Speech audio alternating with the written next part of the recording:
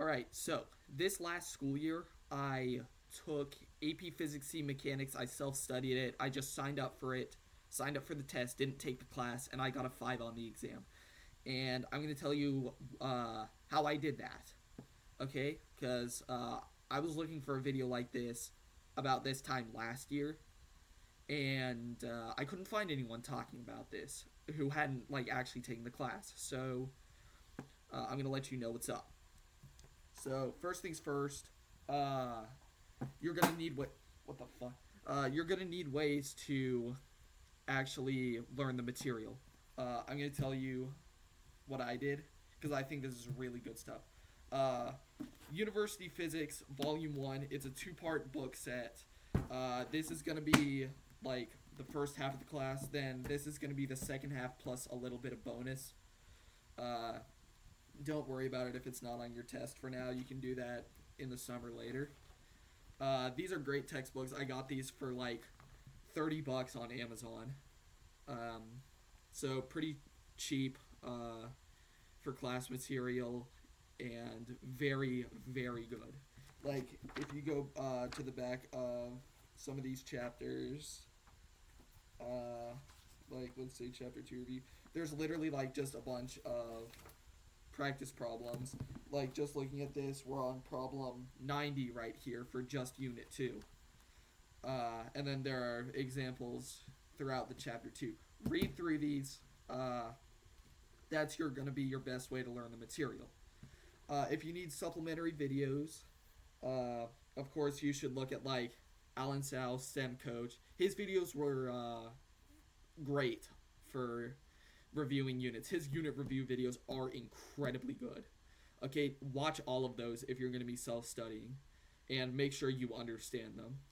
So, Organic Chemistry Tutor, really good supplemental channel, right? This should be your primary way of learning, but his channel, if you don't get a certain topic, he most likely does have a video on it, and he's very, very good at making topics clear to understand.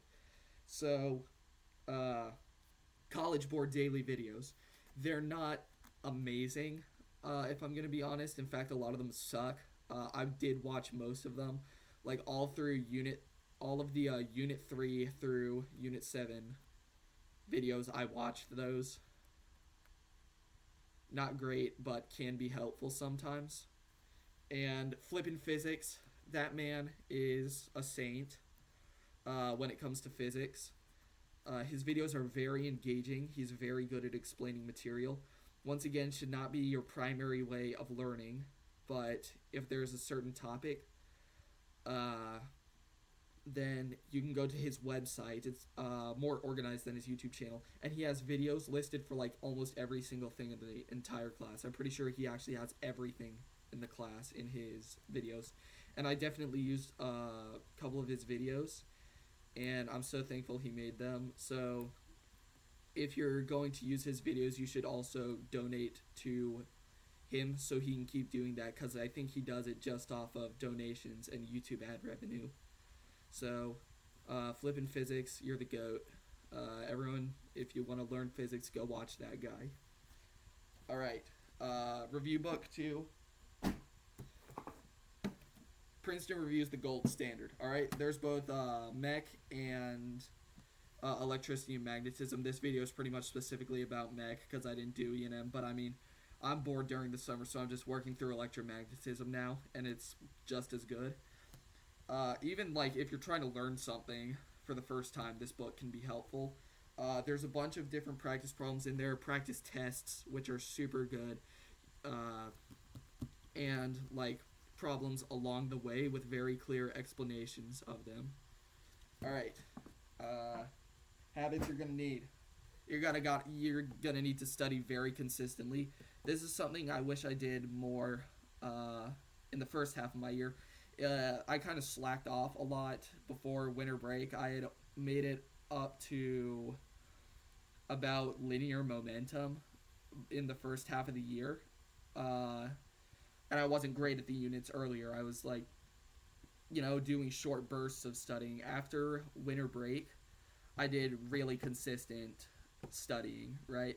Like I was taking time each week to go do physics, learn physics, and just get ready for my material. Even if I had actual schoolwork that still needed to be done, I would still get my physics in and I would stay up later if I had to, and like be more uncomfortable, spend less time than I wish on other classes to get the physics in, because this is a subject that takes time if you're going to do it alone. It's hard. You're not going to get everything immediately.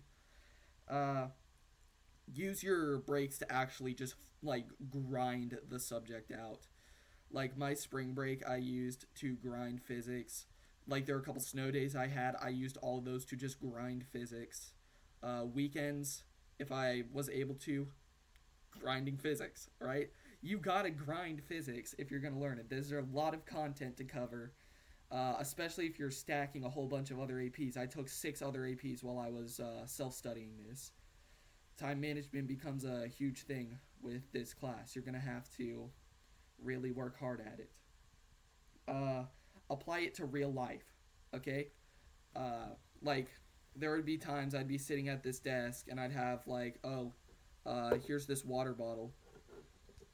How can I use this to demonstrate a physics concept, right? How can I use this to think about work? How can I like lift this up and down to think about work done by gravity, work done by the force I'm applying? Like I would be in the shower and I'd think about what are the forces acting on these water droplets.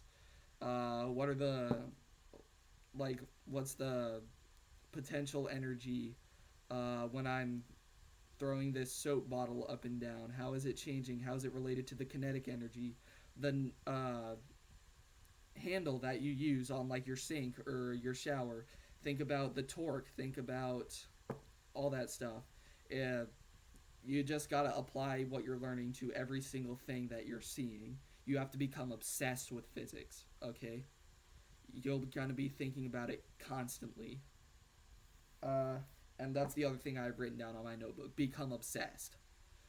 Uh, just some things you're gonna need. I'd recommend taking Calc AB before you do this, just so you're familiar with all the calculus and you don't have to learn that. Calculus is not gonna be that hard. What's actually gonna get you in this class is algebra. Uh, the algebra in this class gets pretty intense. Okay, you're gonna need to be really comfortable with algebra, really comfortable with trig. Not as comfortable with calculus as like for a calculus class, but you're still gonna need to understand it generally.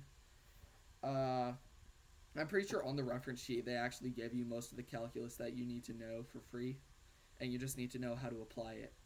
Oh yeah, learn your reference sheet. I forgot to even write that down. Know that reference sheet back and forth. You should not be spending time looking for an equation when you're taking that test. Know that reference sheet like your life depends on it, because it does. All right? Uh so best resources you can find if you have like a math teacher at your school who took a couple physics classes in college and will talk to you about it.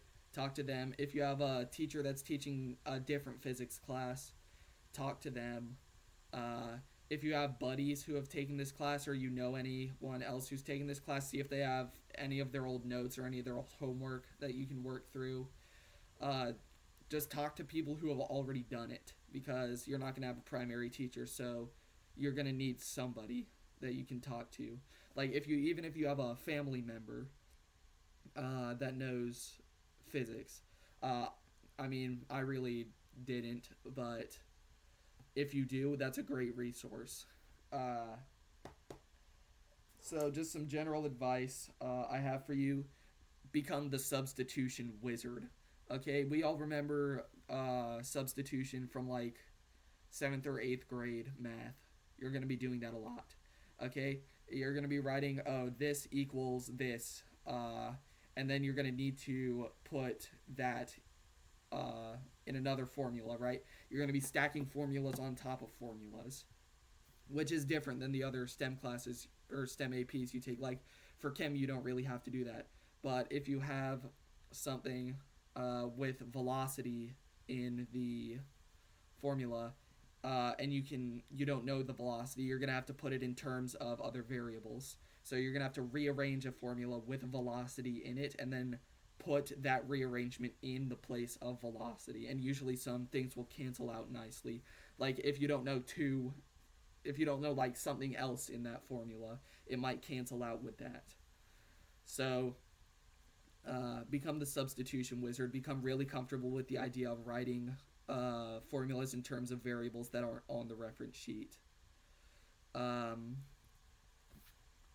Understand it beyond the math. There's an entire FRQ related to qualitatively understanding physics, right? It's the last FRQ on there. It's really easy points if you understand physics intuitively, and the best way to do that is what I said earlier: become obsessed with it.